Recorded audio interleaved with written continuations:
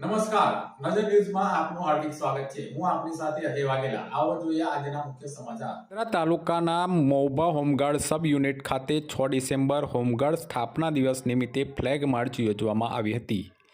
સન 1947માં 6 ડિસેમ્બરના રોજ હોમગાર્ડની સ્થાપના કરવામાં આવી હતી, જે નિમિત્તે દર વર્ષે 6 ડિસેમ્બરના હોમગાર્ડ સ્થાપના દિવસની ઉજવણી કરવામાં આવી રહી છે।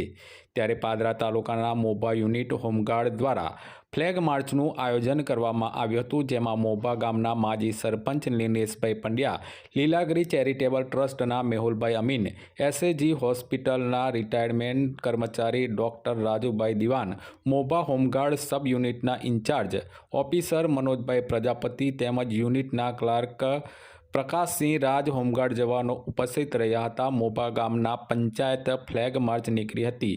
મૌબા ગામના વિવિધ વિસ્તારો, શેરી, મહોલ્લામાં ફરી મૌબા બસ સ્ટેન્ડ ખાતે પૂર્ણ કરવામાં આવી હતી। ત્યારબાદ અમદાવાદ લાલ દરવાજા હોમગાર્ડ ભવન ખાતેથી વંદે ગુજરાતનો લાઈવ કાર્યક્રમ નિહાળવામાં આવ્યો હતો।